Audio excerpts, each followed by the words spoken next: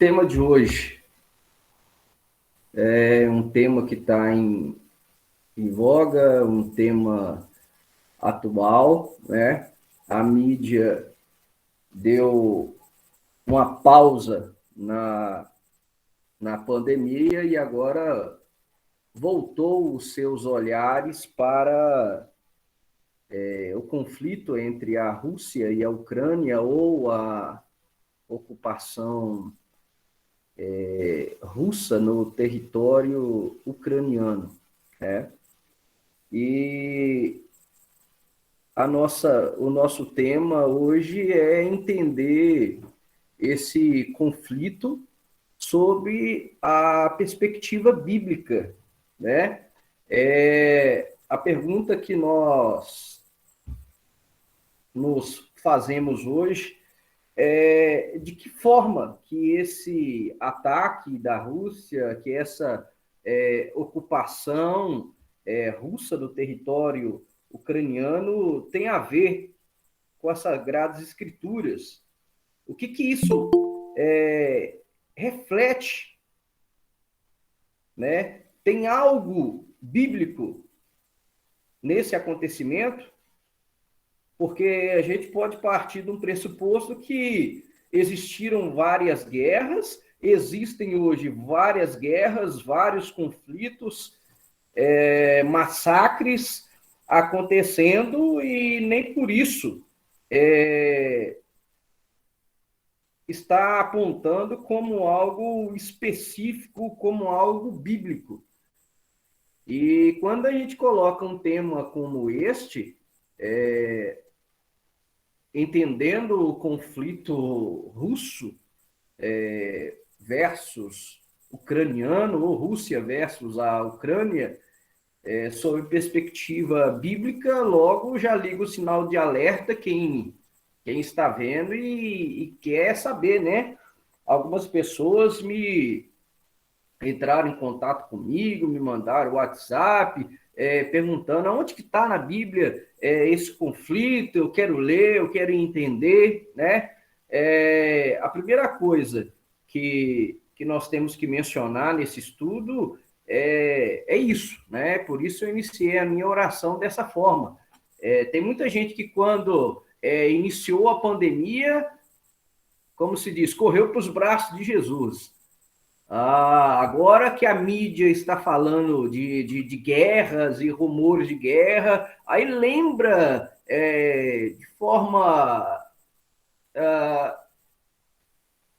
de alguma forma, parece que a Bíblia, né, o senso comum, parece que a Bíblia fala de guerra, de rumores de guerra, de nação contra nação, de reino contra reino, né? E aí as pessoas ficam preocupadas, será que é o fim do mundo, né?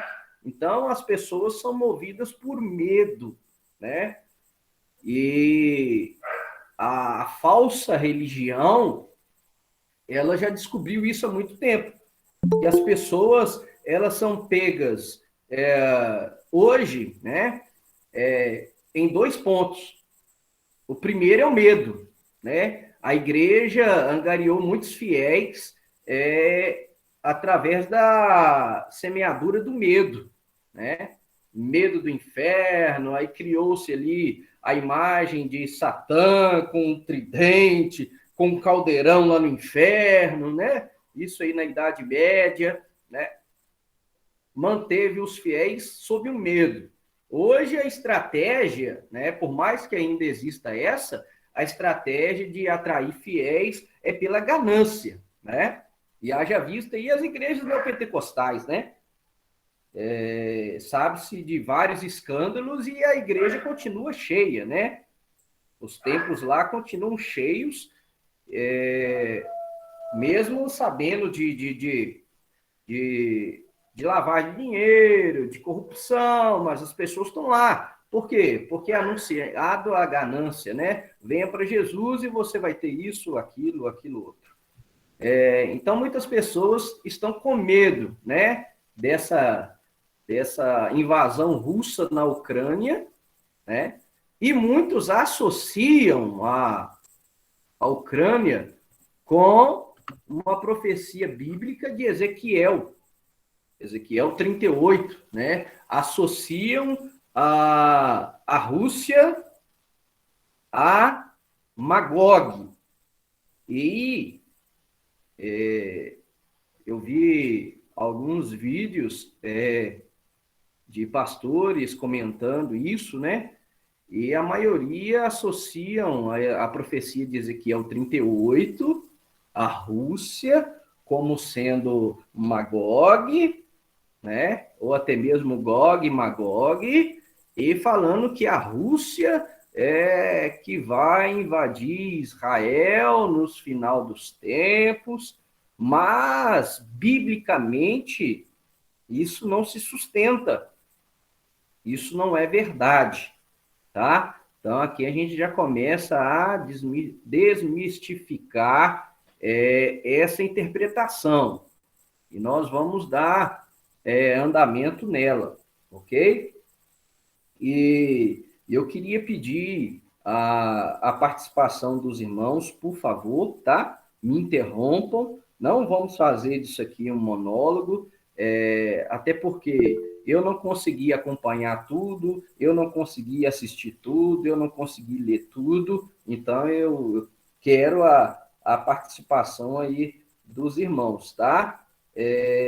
O Rafa, muito antenado, meu amigo Anderson de Jesus aí, tá honrando-nos com a sua presença, conhece demais também, quero a participação dele, pastor Wagner e todos os irmãos, ok? Então vamos lá. Um dos textos que o Senhor colocou no meu coração para nós iniciarmos esse estudo foi 2 Pedro 3, tá?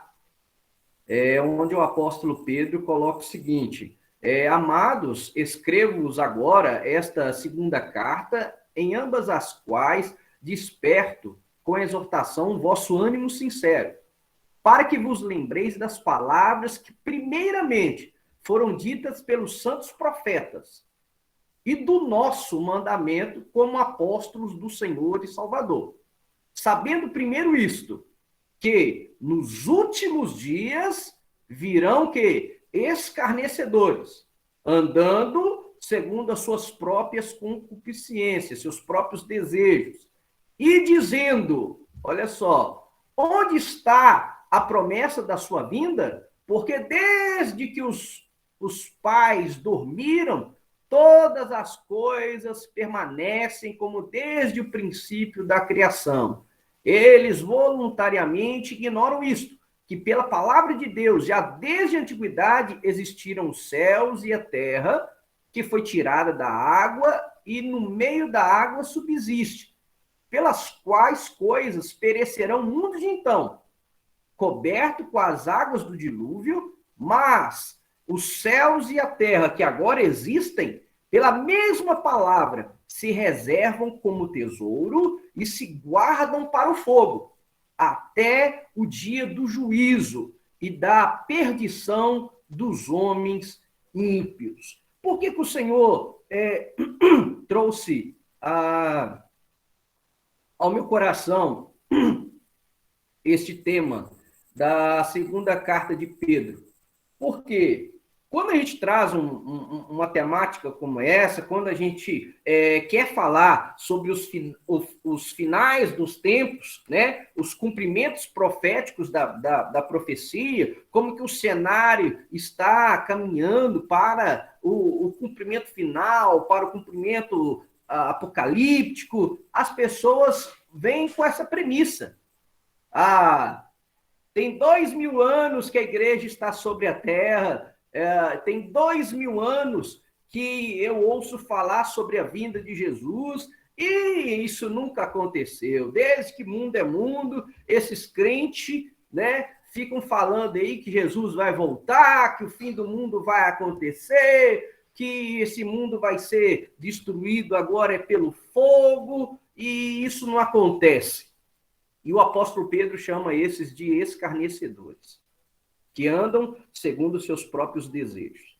Então, irmãos, como o apóstolo Pedro disse aqui, ele trouxe essa exortação para nos dar ânimo, para falar, olha, as profecias se cumprem.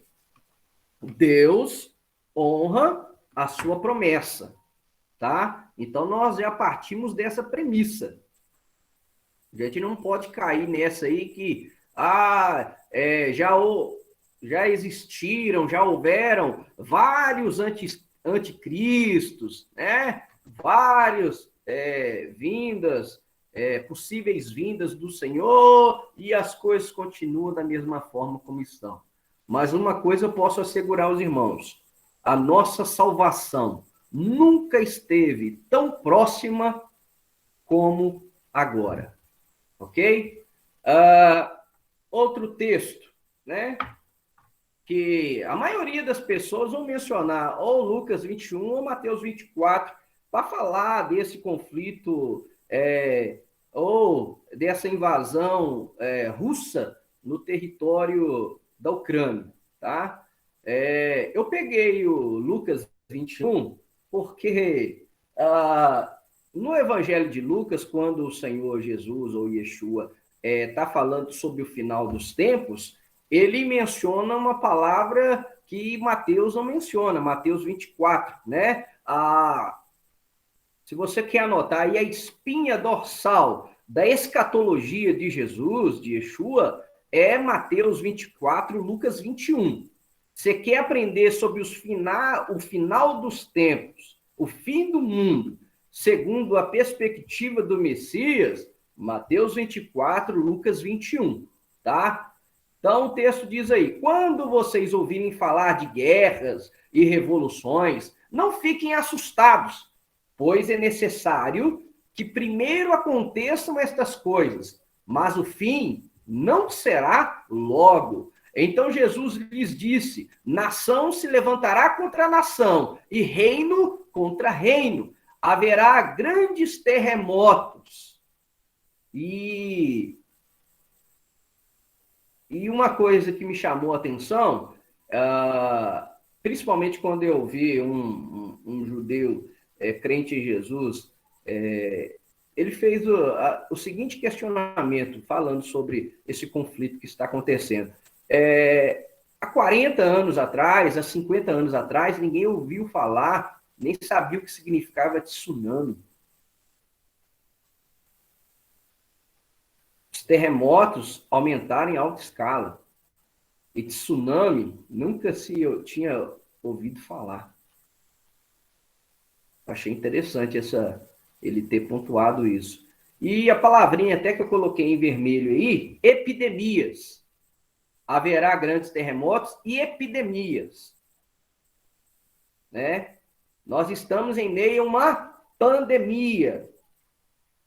Então, Yeshua falou, ó, isso vai acontecer. E é muito interessante, irmãos, porque quando você vai na palavra grega que está associada à palavra epidemia, é uma epidemia que causa fome. É como se fosse uma pestilência. Ou seja, a epidemia vai resultar em fome. Tanto que no próprio texto sagrado aqui, diz terremotos, epidemia e fome. Então, as epidemias ou a pandemia vai causar fome em vários lugares. E o texto diz que vão acontecer coisas espantosas, né? Coisas que os apóstolos não sabem nem definir como, né? Que até o próprio Senhor Yeshua falou, olha, vão acontecer coisas espantosas. E também grandes sinais vindos do céu. Então, este é o cenário do que nós chamamos, ou que a própria Bíblia chama de princípio das dores, né? Aqueles que acreditam, aqueles que são chamados pré-tribulacionistas, ou seja, aqueles que acreditam que a igreja vai ser arrebatada antes da grande tribulação, eles se sentem confortáveis, de certa forma, né? Por quê? Porque na teoria do pré-tribulacionismo, a igreja vai ser arrebatada antes da grande tribulação. Ou seja, nós temos que aguentar só o princípio de dores e nós vamos rachar fora na hora que o pau cair a folha. E isso não se sustenta. Quando você pega teólogos sérios e quando você vai estudar a escatologia no decorrer da história da igreja, essa teoria, ela não tem 200 anos, que a igreja vai ser arrebatada antes. Ela ganhou voz e ganhou mídia até mesmo com os filmes norte-americanos, né? Do Tim LaHaye, se não me engano, que era o produtor. Os famosos filmes deixados para trás, né? Então, Hollywood ajudou bastante aí a difundir, né?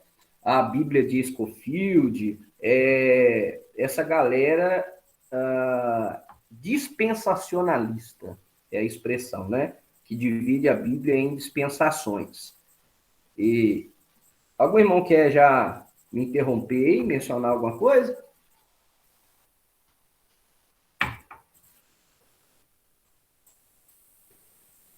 Aí sobre epidemias, tsunamis, não? Eu gesso. Aí, ó, vamos lá, meu irmão. Então, você falou aí, e no versículo, né, das coisas que irão acontecer. Olhando Sim, pelo lado da ciência, tudo isso sempre aconteceu, né? sim, Terremotos, pestes, fome, guerras de nações contra nações, império. Desde a queda do homem, isso sempre aconteceu. Como diferenciar que isso é não mais só um fenômeno da natureza, mas um lado espiritual da situação? perfeita. Pergunta perfeita. E eu já tomei até um gole d'água e falei, vai vir chumbo grosso. Mas então, o que eu disse, como eu disse, como diferenciar e como saber? Primeiro ponto, o aumento em escala. Se você pegar, por exemplo, terremotos, em escala, a incidência de terremotos ela tem aumentado cada vez mais. Isso aponta para um fim, ok? E a sua pergunta foi muito boa, porque justamente terremoto sempre existiu, né?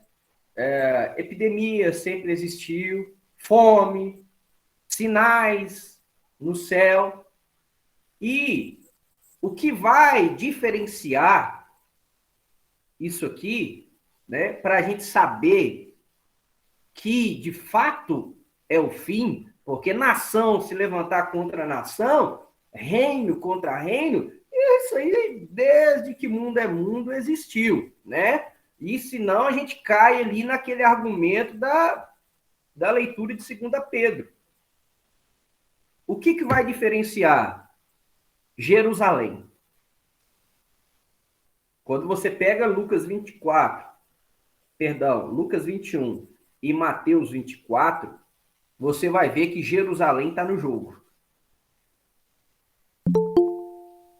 E o ponto culminante, Jesus disse, olha, Jerusalém, quando chegar o final dos tempos, isso aqui eu deixei até para o final antes, você está antecipando até o final, a conclusão, a cereja do bolo, mas vamos lá. O negócio é Jerusalém. E Jesus disse, olha, Jerusalém vai deixar de ser pisada pelos gentios. Ou seja, Jerusalém vai passar a ter posse, os judeus voltarão, os israelenses voltarão a ter posse de Jerusalém. Israel passa a ter domínio sobre Jerusalém. O texto sagrado está lá no final, como eu disse. Eu vou até projetá-lo depois. O diferencial é Jerusalém. Jesus falou, olha, a geração que vi isso não vai passar. Que é o quê? Jerusalém, estamos sob o domínio judeu. Quando que isso aconteceu? Já aconteceu. 1967, na Guerra dos 6 Dias. Depois de quase 2000 anos, Israel passa a ter Jerusalém como a sua capital. As nações ainda não reconhecem, a maioria delas ainda não reconhece Jerusalém como a capital de Israel. Tanto que o Trump transferiu a embaixada, e você sabe que deu aquele bafafá todo, né? Todas as outras embaixadas estão em Tel Aviv, mas Jerusalém passa ao domínio israelense em 1967. E aí Jesus disse, olha, a geração que viu isso não vai passar. As coisas vão acontecer nessa geração. Depois dessa geração vem um fim. E aí, uma geração pode ser 40 anos, biblicamente, né? Se for 40 anos, já passou. 1967 com 40, 2007. O fim não veio. Uma geração pode ser 70 anos. Depois de 70, 80, enfado, canseira. Eu sou da opinião dos 70. E aí nós estamos caminhando para o fim. E dentro do cenário mundial, né, nós estamos ouvindo aí falar, né, sobre algo que existe também uma agenda globalista que vai muito além de uma agenda ambiental, a gente sabe muito bem disso. Eles chamam também, porque vai ser uma agenda econômica também, o grande reset. Vai haver a unificação da moeda, porque a diferenciação de moeda faz o desequilíbrio da economia, etc. Então, como saber que agora está diferente de tudo que já aconteceu desde que mundo é mundo? Jerusalém. Eu vou aprofundar mais nisso. E eu vou fechar, né, com isso.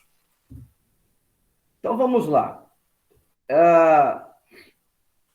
Nós temos aí na projeção a Rússia,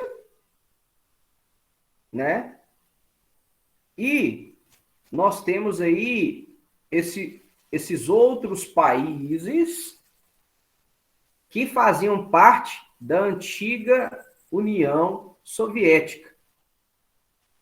Dentre eles, nós temos a Ucrânia.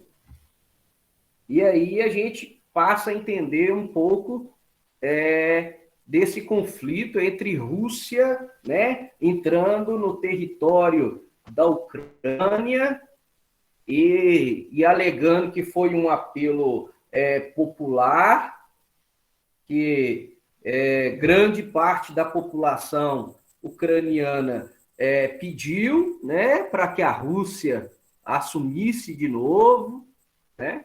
Então, pessoal da geopolítica que analisa isso diz que a Rússia não vai parar.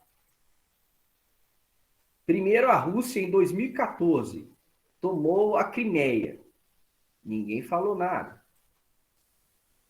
Agora, invadindo a Ucrânia. Ó, isso. E não vai parar. Segundo os pesquisadores, pessoal da geopolítica, diz que a Rússia não vai parar. Que ela se preparou, né, sob a supervisão do Putin, preparou para isso.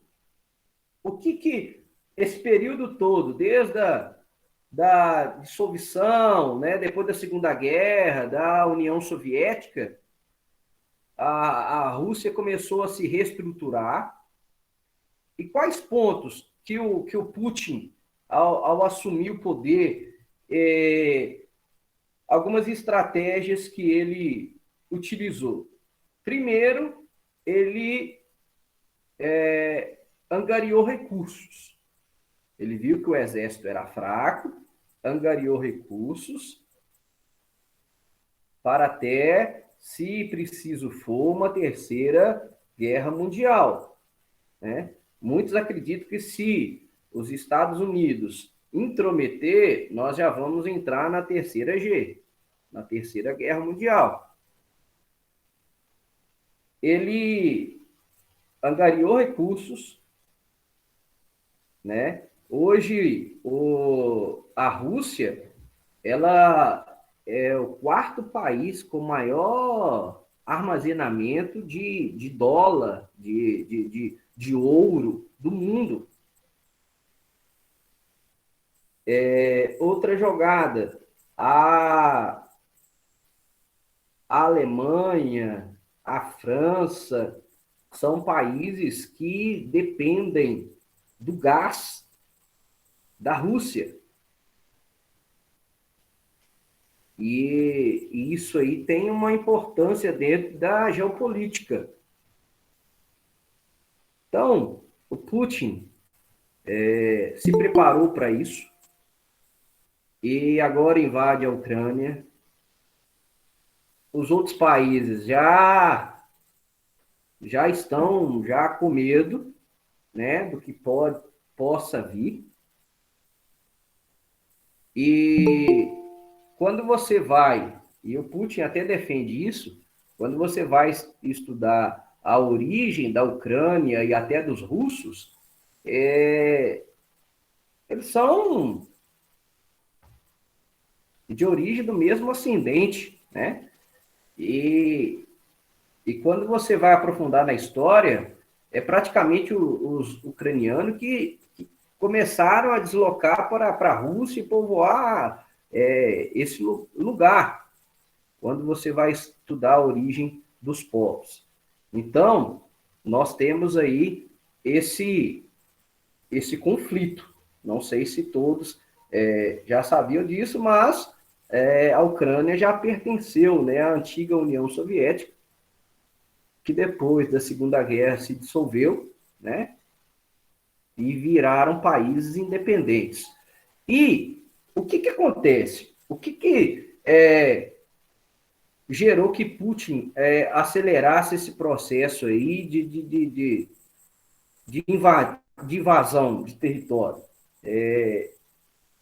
Ele alega isso, alguns estudiosos da geopolítica afirmam que, como a OTAN convidou, né, a Ucrânia a participar da OTAN, o Putin viu que agora é hora de eu invadir esse território e assumir o comando, porque se a Ucrânia entrar na OTAN, se eu atacar depois a Ucrânia, os países, mais de 30 países hoje, fazem parte da OTAN, eu vou comprar briga com esse povo todo. E uma vez fazendo parte da OTAN, se um dos países for atacado, os outros têm que ajudar, têm que apoiar. É para isso que existem essas uniões. Então, Putin falou, é agora. Ou eu ataco agora, ou não ataco mais. Né? E aí invadiu a Ucrânia. Tem uma outra explicação dentro da geopolítica por que a Rússia fez isso. Porque a Rússia, ela não tem acesso ao mar que não congele. Toda a saída que a Rússia tem para o mar são locais onde congela tudo. Então, o único local de saída para o mar quente, o mar que não congela, é ali pela Ucrânia. E qual que é o interesse da Rússia com relação a isso? Para ela conquistar o mar e ela aumentar o seu poder econômico, né? As guerras acontecem com esse intuito. Aumento de poder econômico, de domínio, né? Então, nós temos aí essas explicações, primeiro, geopolítica, tá? Para depois nós avançarmos para a bíblica. Olha só, entre 1956 e 1991, né? A união aí das repúblicas soviéticas contou com 15 repúblicas, né? Dentre elas, nós temos aí a Ucrânia, tá vendo? Bielorrússia, Uzbequistão, Cazaquistão, Geórgia, Azerbaijão, Lituânia, Moldávia, Letônia, Quirguistão, Tajiquistão, Armênia, Estônia, etc. Aqui, ó, nós temos os países que formam os países fundadores, membros fundadores da OTAN, né? Estados Unidos, Canadá, né? França, Itália, Bélgica, Reino Unido, né? Esses países aí que pertencem à OTAN e que convidou ali a Ucrânia para fazer parte, né? Dessa união que surgiu, né? A OTAN, ela surgiu para conter justamente os avanços da União Soviética. E depois da dissolução, para conter o avanço da Rússia, né? Por isso que surgiu aí a OTAN. Olha só, os 12 primeiros membros da OTAN foram Estados Unidos, Canadá, Reino Unido, né? França, Itália, Portugal, Dinamarca, Noruega, Holanda, Bélgica, Islândia e Luxemburgo. Hoje são mais de 30 membros, né? E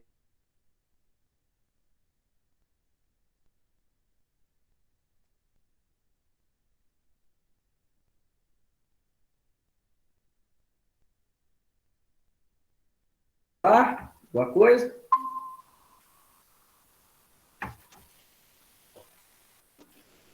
Então vamos lá. E aí, a pergunta que nós fazemos é o seguinte: por que que, né, a Rússia invadiu a Ucrânia e ninguém está fazendo nada, né?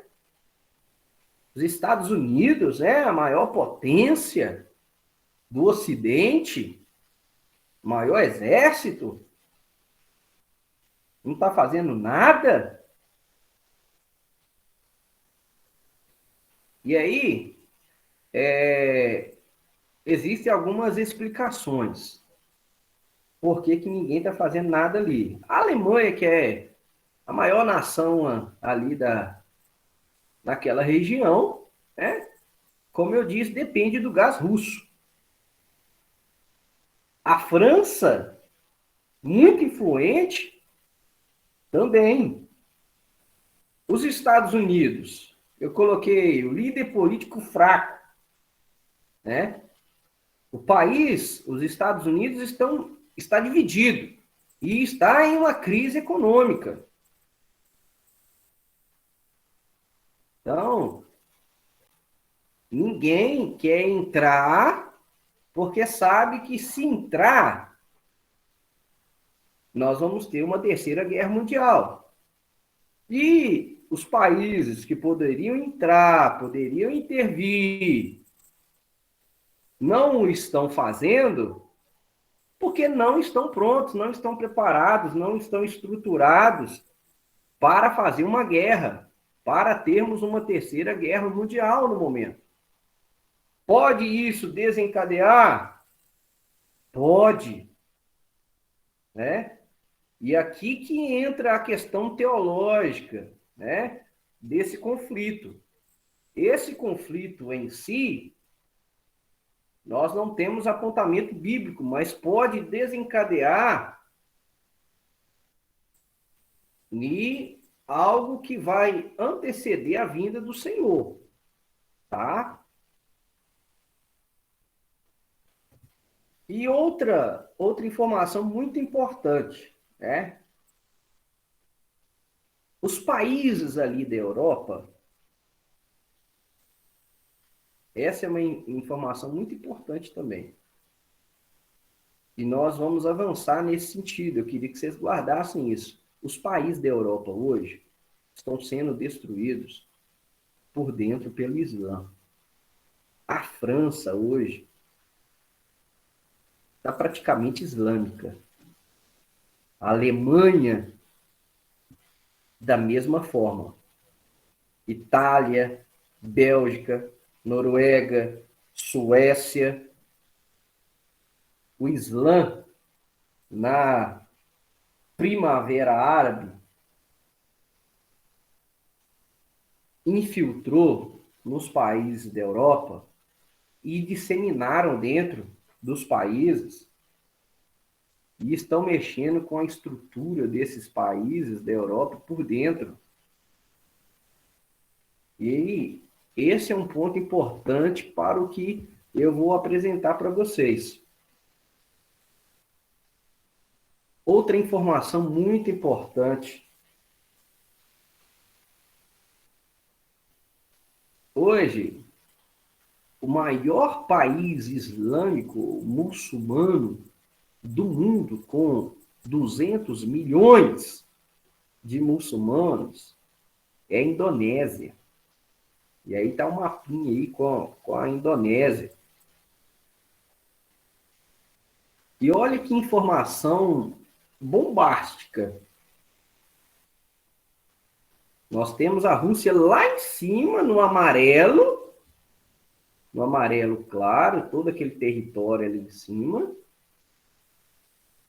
E a Indonésia aqui embaixo.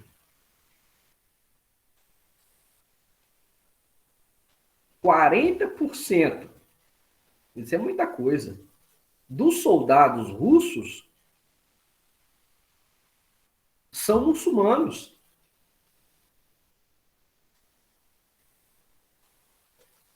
E isso é bombástico. O que tem a ver o povo muçulmano? O que esse povo muçulmano está dentro do exército russo? Aí nós vamos avançar.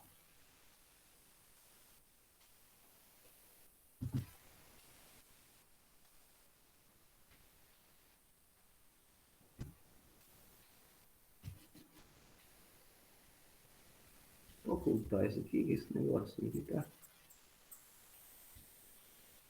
Essa é uma conjectura, tá? Do que pode acontecer com essa invasão da Rússia na Ucrânia e provavelmente da Rússia avançando para outros países que já foram do seu território, na antiga União Soviética.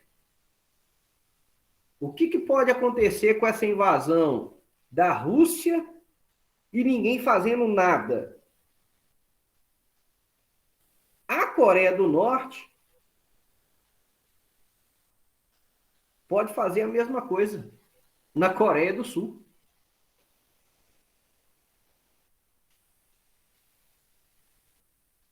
A China pode invadir Taiwan. Ela já quer isso. Assim como na Ucrânia existe o idioma russo, em Taiwan o povo fala chinês também. E o Irã pode aproveitar, né, já que está todo mundo invadindo todo mundo atacando todo mundo sabe que o Irã quer varrer Israel do mapa. E aqui é o nosso foco.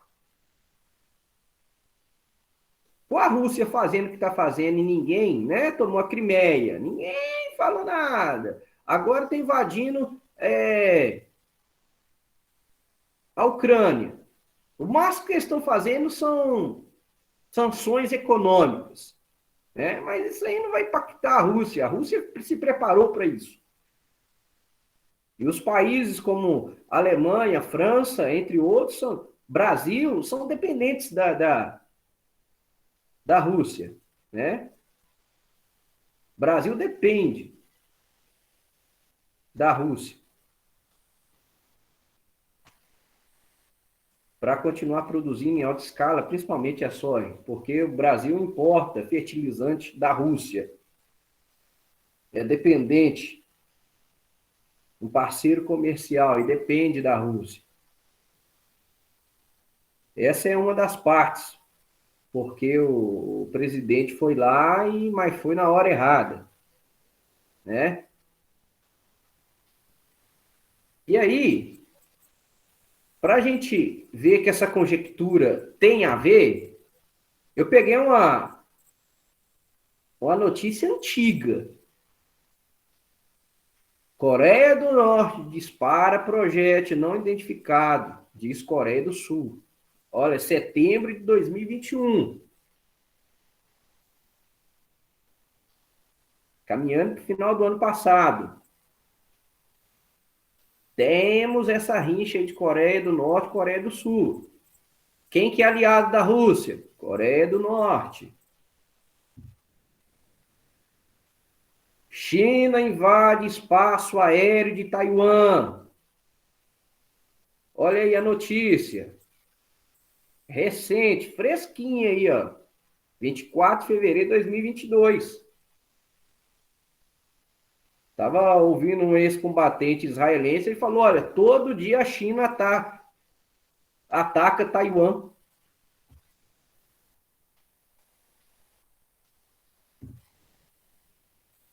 E olha que algo incrível que está acontecendo. Enquanto a mídia foca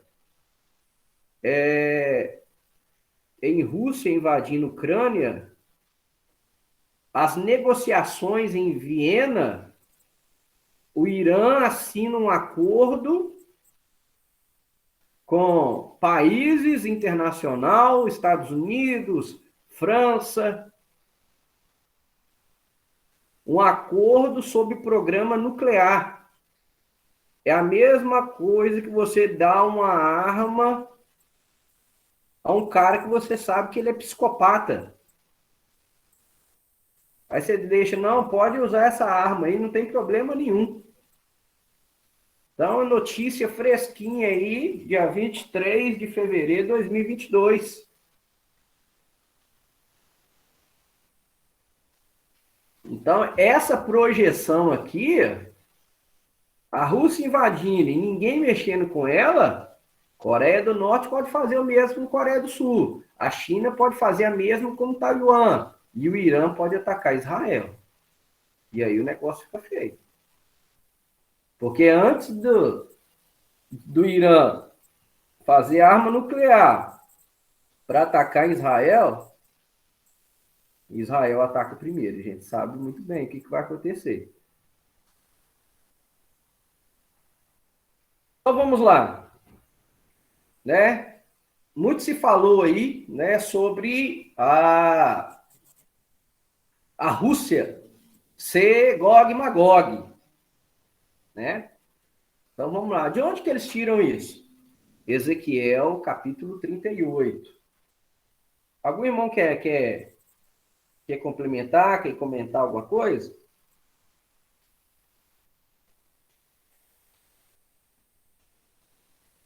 Não? Então vamos lá. De onde que eles tiram isso? Ezequiel 38, 1 a 6, diz assim, a palavra do Senhor veio a mim dizendo, filho do homem, vire o rosto contra Gog, da terra de Magog, príncipe de Ross, de Meseque e Tubal, e profetize contra ele, dizendo, assim diz o Senhor Deus, eis que estou contra você, Gog, príncipe de Ross, de Meseque e Tubal. Eu farei mudar de direção, porei anzóis em seu queixo e o levarei para longe, juntamente com todo o seu exército, cavalos e cavaleiros, todos vestidos de armamento completo, grande multidão, com escudos, todos empunhando a espada. E aí nós temos persas e etíopes e Put com eles. Todos com escudo e capacete. Gomer e todas as suas tropas. A casa de Togarma do lado do norte, e todas as suas tropas, e muitos povos com você. Então, qual que é a interpretação cristã normativa, qual que é a interpretação cristã dispensacionalista, principalmente, tá, desse texto? Eles interpretam, como eu disse, alguns são mais bíblicos e sabem fazer distinção. Que Gog é um líder. E que a terra desse líder é Magog.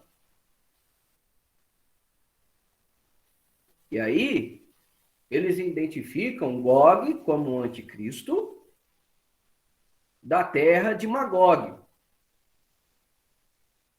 E Magog é que é o problema. A terra de Magog, eles identificam como Rússia. Tá? Por quê? Diz o texto aí, da terra de Magog, príncipe de Ros. Ou Rosh. Rosh. Tem algumas versões que nem trazem essa interpretação aqui. Ó. Príncipe de Ros, ou de Rosh. A palavra hebraica aqui é Rosh, que significa cabeça. Em hebraico, Rosh é cabeça. Ou seja, príncipe, líder, cabeça de Meseque e Tubal. Tá? E aí eles forçam o texto e vão na interpretação só de fonética. Fala, Rosh, Rússia. Falei, ai, rapaz, você vai ouvir isso.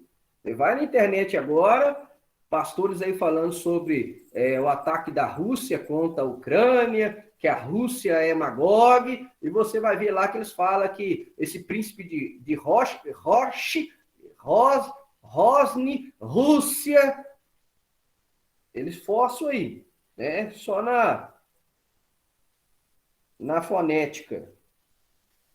Ok? Por exemplo, Meseque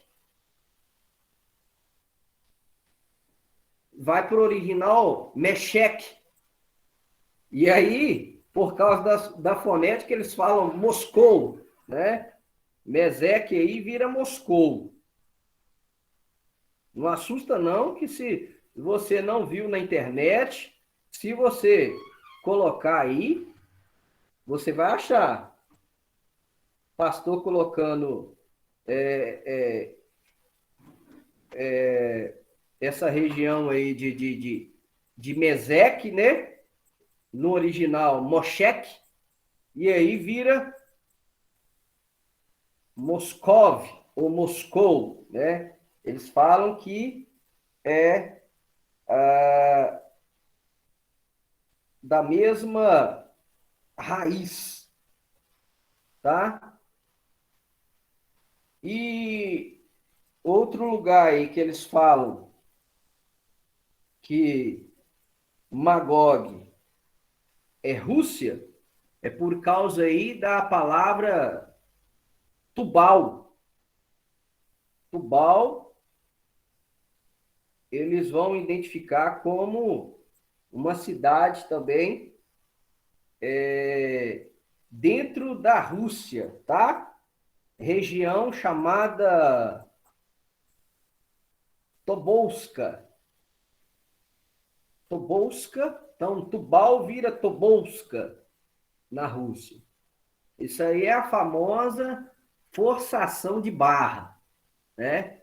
Para o quê? Para identificar Magog com Rússia, tá? Aí você me pergunta, então a Rússia não vai atacar Israel?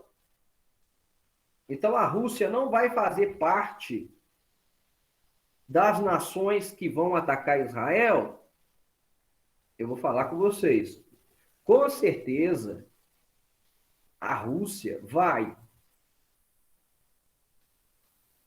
mas a Rússia não é Magog, tá? Diferentemente da interpretação convencional, Rússia não é Magog. E aí nós vamos descobrir quem que é Magog, quem que é Meseque, quem que é Tubal, quem são os persas, quem são os etíopes.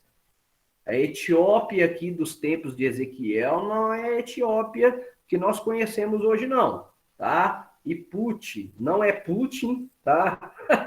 Associar com o líder russo. E Togarma, Gome, nós vamos descobrir qual era essa região nos tempos do profeta Ezequiel. Primeiro, nós temos que a Bíblia interpreta ela mesma. Segundo, né?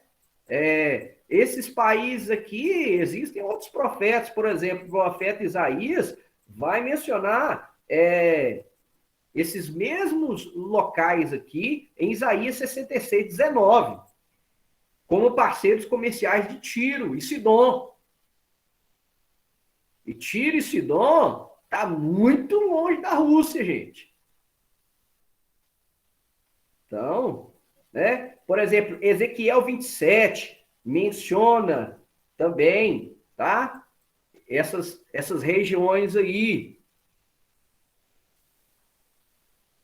Então, vamos descobrir quem que é esse povo aí, tá? Dentro da perspectiva bíblica. E primeiro ponto que nós temos que perguntar é como que os judeus leram esse texto, como que os judeus interpretam esse texto, já que Ezequiel era um profeta judeu, já que o povo para o qual ele profetizou era o povo judeu, nós temos que ver como que eles interpretavam, tá? E interpretam essa profecia, ok? Então, nós vamos estudar do ponto de vista judaico, ok? Primeiro ponto.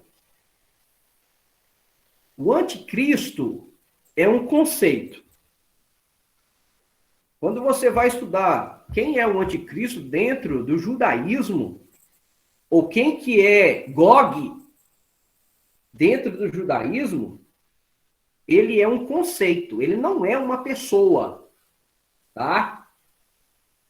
E quando você vai para as Sagradas Escrituras, é a mesma coisa. O que diz o apóstolo João na sua primeira carta? O espírito do anticristo já opera. Opa! Então é um espírito.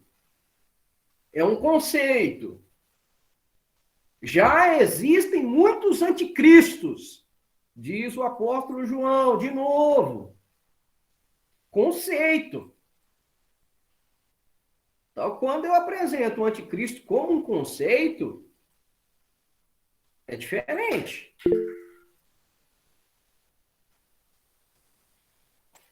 Ah, mas então o anticristo não vai ser um líder?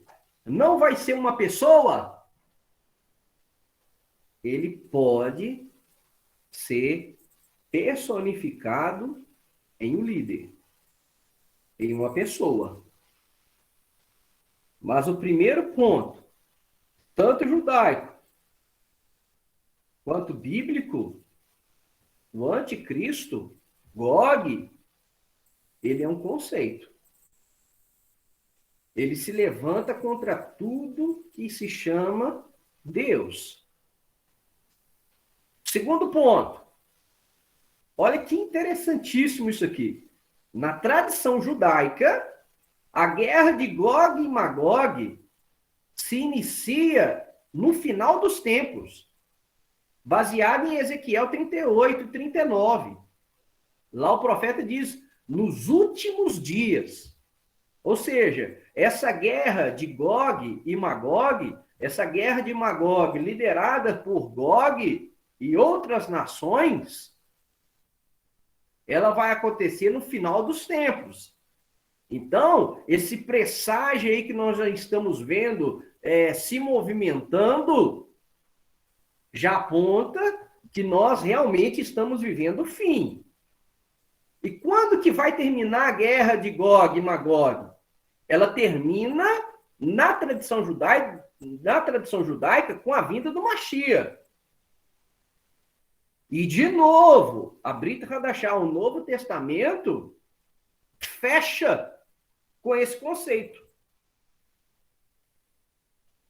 Por quê? O que diz as Sagradas Escrituras? Que o Filho do Homem, o Messias, o Senhor Jesus, vai voltar para Jerusalém e vai destruir o anticristo com o assopro da sua boca. Quem mata o líder de Gog é o Messias. Quem vai destruir esse grande exército aí não é Israel, não. É o Messias. As nações vão se enfurecer, vão marchar contra Israel. E quem vai aparecer para salvar o povo dele, o povo judeu, é o judeu chamado Jesus. E bate com a interpretação judaica. Terceiro ponto, importantíssimo, no Talmud, que é o quê? É a tradição oral que depois virou livro, tá? No Talmud, no Tratado Sanhedrin, no Tratado do Sinédrio, existe essa explicação. Não há uma identidade específica para o anticristo. Explico melhor. Na tradição judaica, qualquer um pode ser um anticristo. Como até hoje, para o judaísmo, qualquer um pode ser o Messias. Qualquer um que aparece se destacando, a pessoa ela pode ser o anticristo, ela pode ser o Messias. Existem vários candidatos. E um dos candidatos pode despontar e vir a ser. Tá? Dentro da visão judaica, é assim. Por isso que nós já vimos várias notícias, e vocês vão lembrar aí. O rabino fulano de tal, provavelmente o Messias. Aí depois descarta o camarada. Aí depois aparece outro. Recentemente já apareceu um lá em Israel, um jovem lá que está despontando. E aí a comunidade judaica já vê ele como um possível Messias. E o anticristo é a mesma coisa. Tá? Dentro da cultura judaica, não há uma identidade específica, falando, olha, ele vai ser russo, ele vai ser brasileiro, ele vai ser argentino, ele vai ser o Lula. Não. Não tem. Tá? Outro conceito judaico, Maimônides, que viveu aí no século XII, XIII, tá? Rabino judeu, muito importante. Olha que interessante esse conceito. As profecias negativas, elas podem não acontecer. Sabia disso? Na tradição judaica, toda profecia negativa, ruim, que você lê lá, na cultura judaica, não significa que a profecia está ali, que ela tem que acontecer. Não é a mesma visão cristã, não, né? Tem muito cristão que fala, eu não vou orar pela Rússia, nem pela Ucrânia. Isso aí tem que acontecer. A Bíblia tem que se cumprir. Na cultura judaica, isso não existe. Tá? Na cultura judaica, as profecias negativas, elas existem justamente para não acontecer. E é totalmente diferente esse conceito. E se ela vier a acontecer, ela pode acontecer também de forma parcial. Não significa que ela vai acontecer de forma integral. Ela pode até acontecer de forma integral, como ela pode acontecer só de forma parcial. Eu quis trazer isso aqui para a gente ter ideia como que é o pensamento judaico. Tá? Quinto ponto, muito interessante. Nós lemos ali Ezequiel 38. Ezequiel 38 e 39 fala de Gog e Magog. E aí, nós temos que nos ater ao contexto. Né? Até o capítulo 35, nós temos ali profecias de Ezequiel contra os pecados do povo de Judá. Ezequiel 36 e 37 fala da restauração da nação de Israel. O contexto é esse, tá? Ezequiel 37, o vale de ossos secos. O Eterno pergunta para Ezequiel, podem esses ossos aí voltar a viver? Ô, irmãos, é só olhar para o povo judeu depois que acabou o Holocausto, gente. Você olhava aquele povo ali, se perguntasse, pode esse povo aí virar uma nação? Se a gente perguntasse, você acha que esses sobreviventes aí do Holocausto, pele e osso, esses defuntos ambulantes, pode esse povo aí, esse resto de pele e osso, se transformar em uma das maiores nações do mundo? A maior nação em prêmio Nobel? A nação mais influente do mundo? Você ia falar como o profeta Ezequiel, ah, Senhor, só tu sabes. Na minha ótica, não. Mas Ezequiel não podia falar, não pode não. E ele passa a bola. Falou, ó, Eterno, só tu sabes. Então profetiza sobre o vale de ossos secos. Então um povo que desde o ano 70 depois de Cristo, quando teve o seu templo destruído, quando foi destroçado pelo Império Romano e exilado para o mundo inteiro, ele volta para a Terra em 1948 e é criado o Estado de Israel.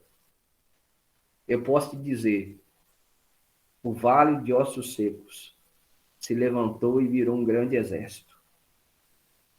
Então, o que nós estamos vendo nos nossos dias, a restauração da nação de Israel, nós estamos vendo várias tribos perdidas de Israel nos nossos dias voltando para a Terra Santa. Isso é o quê? É os ossos se juntando aos seus nervos, à sua pele e formando um grande exército. Isso aponta para o quê? Se Ezequiel 37 cumpriu, está se cumprindo, Ezequiel 38 vai cumprir, Gog e Magog. Tá? Outra coisa, Sucote, a festa de tabernáculos. Na festa de tabernáculos, o estudo que é feito é sobre Ezequiel 38 e 39, Gog e Magog. E nós vemos, Zacarias, capítulo 14, falando que todas as nações que sobrarem de quê? Da guerra de Gog e Magog, subirão ano após ano a celebrar a festa dos tabernáculos, a festa de Sucote em Jerusalém.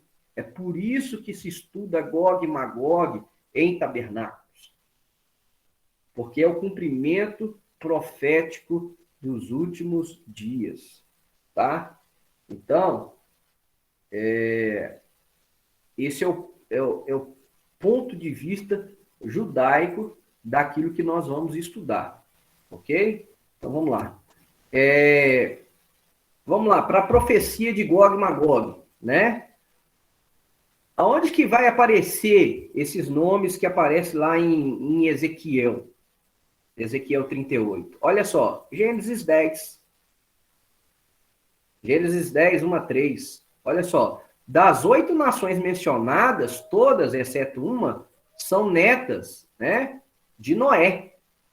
A outra é a Pérsia, Todo mundo sabe quem que é. Então, das 8 nações que são mencionadas, especificamente, Magog, Meseque, Tubal, Pérsia, Cush, Put, Gomer, Bet, Togarma, 7 são mencionados no livro de Gênesis, assim como sendo descendentes de Noé e seus 3 filhos. Olha só, estas, pois, são as gerações dos filhos de Noé, Sem, Cã e Jafé, e nasceram-lhe filhos depois do dilúvio.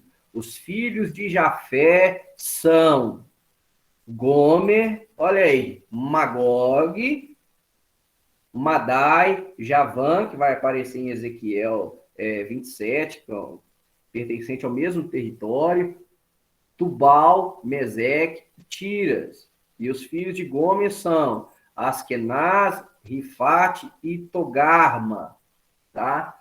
Então, todos aí são descendentes de Jafé.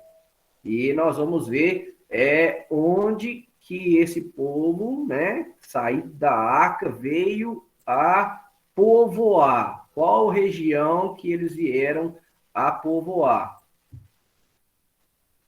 Ponto. Vamos lá. Alguns pensam que os acharam, né, Magog e Gog, longe na Sítia, Tártaro e Rússia, o sul da Rússia ali. Alguns pensam que os acharam perto da terra de Israel, na Síria e Ásia Menor, Turquia, tá? Então tá. Quem é Magog? Os antigos citas, era uma grande tribo nômade que habitou o antigo território da Ásia Central, por toda a parte sul da antiga Rússia. Os descendentes de Magog foram os habitantes originais do platô da Ásia Central. Hoje, a terra de Magog é onde? É habitada pelas anteriormente repúblicas soviéticas do Cazaquistão, Quirguistão, Turcomenistão, Tajiquistão e possivelmente partes ao sul do atual Afeganistão, Chechênia, Turquia, Irã e Daguestão. Significantemente, todas são nações o quê? Muçulmanas. Conglomerado dos antigos estãos turcos soviéticos. Por exemplo, até a Crimeia, quem habitava ali eram os turcos soviéticos, foi expulso. Sendo este ou mesmo a Síria, nós estamos definitivamente lidando com uma entidade islâmica. Tá? Então, Magog, né, pega só parte sul da antiga Rússia. Quem é Magog? Magog é esse conglomerado aí das repúblicas soviéticas, turcas soviéticas, tá? Então, é diferente. A leitura é diferente, tá? Aí nós temos um mapinha, né? Mostrando os países. Aí a gente pega aí, ó, o 11, Cazaquistão, Uzbequistão, Turcomenistão, Quirguistão, Tajiquistão, essa região aqui, ó, do 11, 12, 13, 14, 15, tá? Diferente da interpretação convencional, tá? Meseque e Tubal, né? Diferente do pessoal que fala aí que é Moscou, né? O Moscov aí, ó, Mejek ou Mojek, que virou, né? Forçando a barra aí, virou Moscou, e Tubal, né? Eles forçaram aí para Tobolska, né? Que é na região da Rússia também. Quem são, né? Olha só, eles habitavam ali no sul dos mares Negro e Cáspio, nos dias de Ezequiel, tá? E quem são essas nações hoje? Está dentro da moderna Turquia. E possivelmente partes do sul, né, da Rússia e norte do Irã. Ok? Então, Mesec e Tubal hoje faz parte do país moderno chamado Turquia, mas, para ser mais preciso, Turquia. E quando você pega, né, Irã, Turquia, novamente quem são? São países islâmicos. Ok? Aí, ó, nós temos aqui, né, o Cáspio e o Mar Negro. A Crimeia aqui, vocês estão vendo? A Rússia tomou isso aí em 2014, ninguém mexeu muito. Então vamos aqui para a Ucrânia, aqui para cima aqui, né? Há quem diga que ele não vai conseguir atacar Kiev, não, né? Sem destruir tudo. Então, foi essa região aqui, a Turquia, aqui embaixo, né? Então, a profecia de Ezequiel pega esse povo aqui. Pérsia, né? Quem que é a Pérsia? Os tapetes persas, né?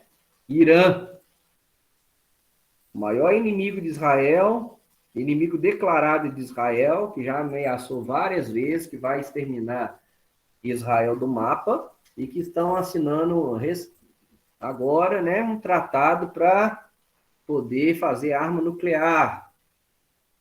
Gente, ele está dando arma aí para terrorista.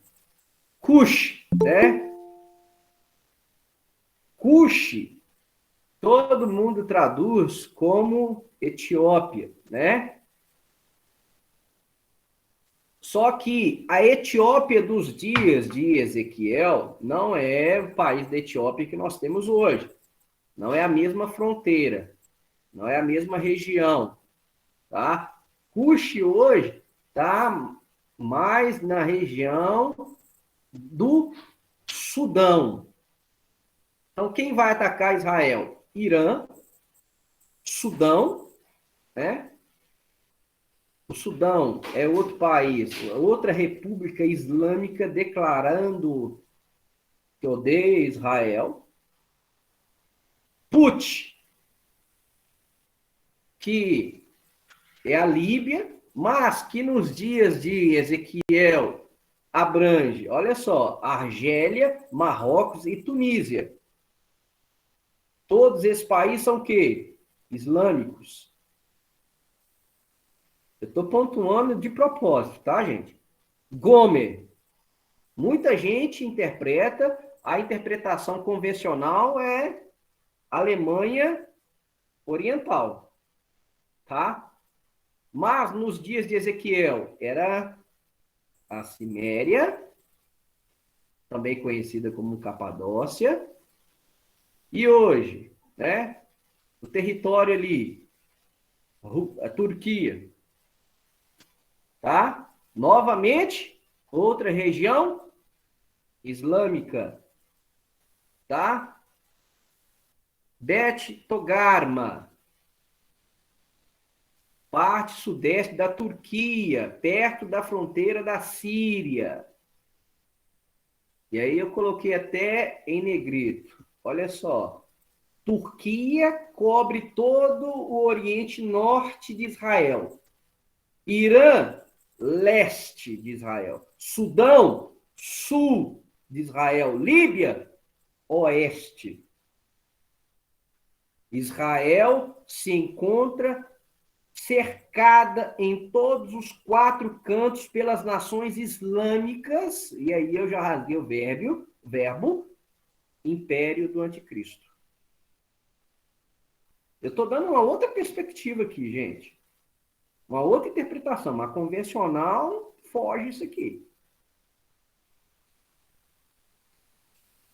se tratando de profecia bíblica de países mencionados por todos os profetas, em especial aí, tratando de Ezequiel 38 e 39, esses países aí são todos, hoje, islâmicos, tá? Quem vai marchar contra Israel é o quê? É o Império Islâmico. Olha aí.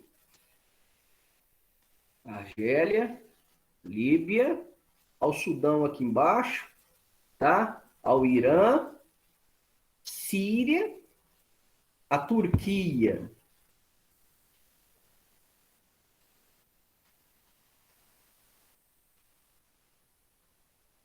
Principalmente esses países aqui.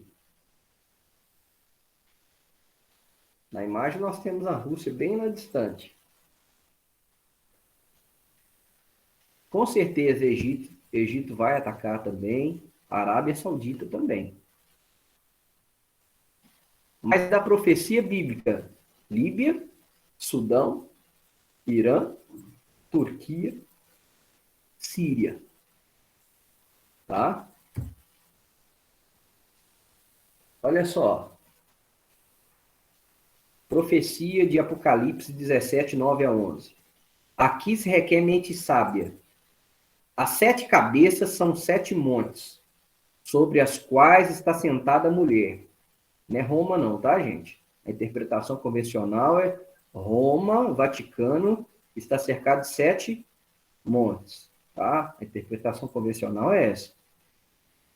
São também 7 reis. Então, já quebrou aqui a própria versão aí, que é o Vaticano cercado por 7 montes, tá? Então, fala que são 7 reis, ou 7 reinos. 5 já caíram. Quem está profetizando isso é o apóstolo João, tá? Um ainda existe. Quando João está profetizando aqui, qual que era o império que estava dominando? O romano. Então, o 6º era o romano. E o outro ainda não surgiu. Então, o 7º ainda não tinha surgido na época de João. Mas, quando surgir, deverá permanecer durante pouco tempo. A besta que era, e agora não é o 8º rei. Ou o 8º reino. É um dos 7. E caminha para a perdição. Apocalipse 17, 9 a 11. Agora, as 7 cabeças são chamadas de 7 montes. A Bíblia frequentemente usa montes como um símbolo representando um reino ou um império. O 8º império será governado pelo anticristo. Tá? Primeiro império, egípcio. Segundo, assírio. Terceiro, babilônico. Quarto, persa. Quinto, grego. Sexto, romano. Depois do Império Romano, quem que assume? Qual o outro império que tomou conta de tudo? Em especial de Jerusalém? Quem chuta?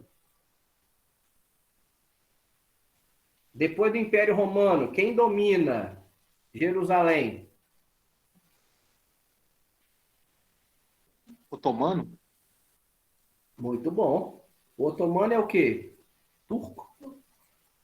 Islâmico? O Império Romano, de fato, não caiu completamente até a porção oriental do Império finalmente cair para os turcos em 1453 d.C. Da mesma forma, era o Califado Islâmico, tá? Que tomou Jerusalém em 637. Assim, nós vemos que foram as várias manifestações do Império Islâmico, culminando no Império Otomano, que sucedeu o Império Romano. Então, qual que foi o 7º império?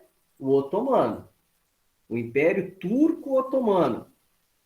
que governou sobre todo o Oriente Médio, começando com Jerusalém, por 1.300 anos. O Império Turco existiu até 1909. E aí foi dissolvido, né?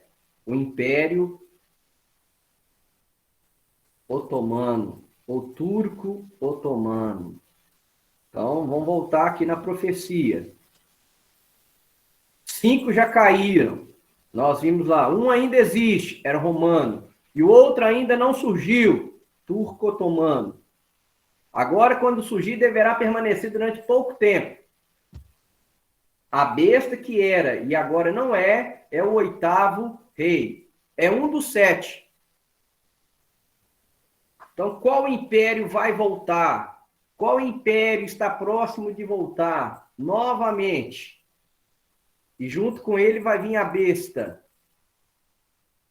E junto com ele, como diz o Apocalipse, aqueles que não se curvarem diante desse império serão decapitados, né? Quem são esses que vêm da tribulação? Estes foram decapitados. Quem que usa essa forma de martírio até hoje? Vai no mundo islâmico. Como é que eles matam os cristãos, que eles chamam de herege? Quem que odeia os cristãos hoje e os judeus?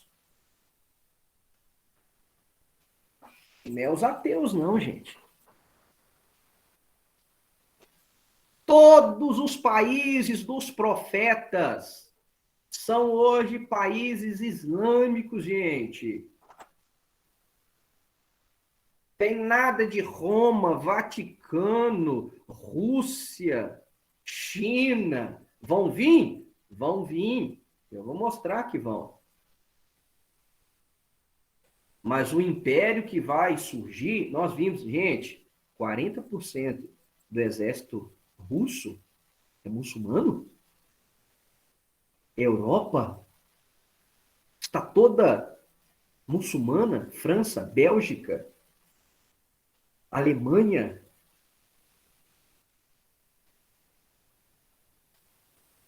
O que Yeshua disse?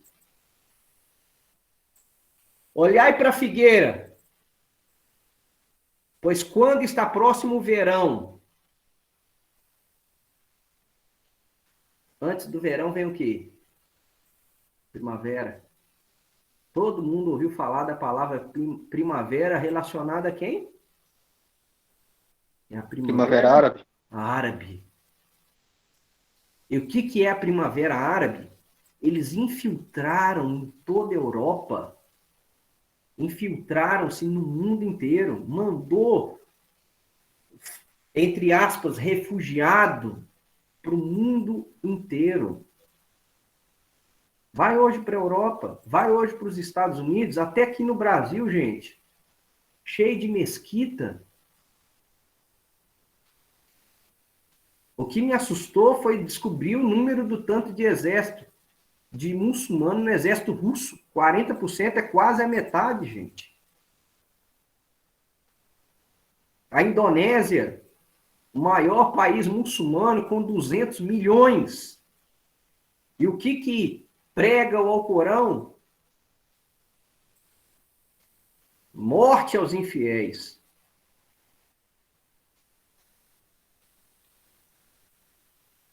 Então, pessoal, aí entra a China.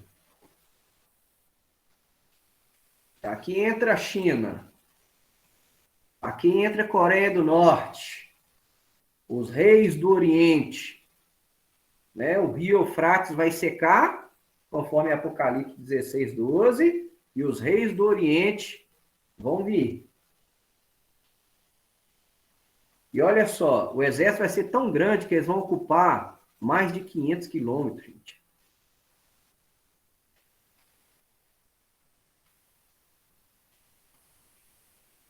Ok? E aí eu acho que a gente para por aqui. Eu queria terminar hoje, mas vai ter que ter a parte 2. Não, continue. Uai.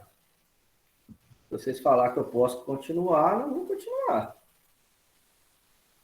Sou só o Rafa e a gente para. Temos 2. Então, gente, a minoria, gente. Não, colocou, continua. Opa! Continua aí. Adema. Ó, 4, hein? Falta muita coisa não, gente. Peço licença aí, então. Vamos lá. Então, os reis do Oriente, né? Onde que entra a Coreia do Norte, que vão vir, né? China, tá aí, ó. Tem muita gente que me pergunta, e a Coreia do Norte? E a China? Aí eu respondo para eles. Apocalipse 16:12. Tá aí, ó, os reis do Oriente. Eles também vão marchar contra.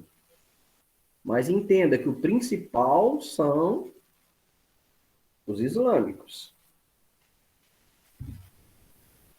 Aí nós temos o rio Eufrates, tá? Ele nasce, na verdade, nasce cá em cima na Armênia, né? Ele vem aqui para a Turquia e aí vem descendo. Então esse Eufrates vai secar, meu filho, e aí o exército dos reis do Oriente, Coreia do Norte, China, Rússia, vão vir. Tá? Tá lá em Ezequiel também, né? Não menciona o nome deles, mas eles vêm. Olha aí. Aprendam a parábola da figueira. Quando já os seus ramos se renovam e as folhas brotam, vocês sabem que o verão está próximo, né? Para a gente que estuda cultura judaica, sabe que a palavra verão, enfim, tem o mesmo radical. A mesma raiz. Verão, enfim, é a mesma coisa. E Yeshua falou, olha, aprendam com a parábola da figueira. Figueira é Israel. Quando os seus ramos se renovam e as folhas brotam, sabei que o verão está próximo. Sabei que o fim está próximo. Olha para Israel. Como é que está Israel? Né? Irmãos, nós estamos vivendo um tempo profético, gente. Antes do verão vem a primavera. E aí eu falei com vocês, né? A primavera árabe. Né? Os árabes se espalharam, os muçulmanos se espalharam. Olha só, nós estamos vivendo um tempo profético. O Estado de Israel foi criado quando? Em 1948, nos nossos dias aí, ó, cumprindo a profecia de Isaías 66:8, gente. Quem já ouviu uma coisa dessas? Quem já viu algo assim? Será que um país pode nascer num dia? Israel nasceu num dia, gente. Será que uma nação pode nascer de uma só vez? O que diz Ben-Gurião? Está criado o Estado de Israel. Um dia. Um dia. Pois Sião, antes que lhe viessem as dores, deu à luz os seus filhos. O Estado de Israel é criado em um dia. Pode uma nação nascer em um dia? Isaías 66:8. Nós estamos vivendo tempos proféticos, tá? Aí, ó. 1967. A Guerra dos 6 Dias. Jerusalém passa a domínio israelense. Até 67, Israel não tinha domínio sobre Jerusalém. Então, olha só, que diz as profecias de Yeshua. Cairão a fio de espada e serão levados cativos para todas as nações, até que o tempo dos gentios se complete. Jerusalém será pisada por eles. Jerusalém vai ser pisada pelos gentios até completarem os seus dias. O tempo dos gentios já terminou em 67, gente. Em verdade vos digo que não passará esta geração sem que todas essas coisas aconteçam. E aí eu coloquei, biblicamente, uma geração 40, 70. Se você pôr 70 para uma geração, nós temos aí até 2037. Que data, hein? Próximo jubileu, 2037. 70 anos depois da tomada de Jerusalém. 2037. O grande reset, 2030. Mais 7 anos de grande tribulação. Tô querendo marcar a data não, tá, gente? O dia e a hora ninguém sabe.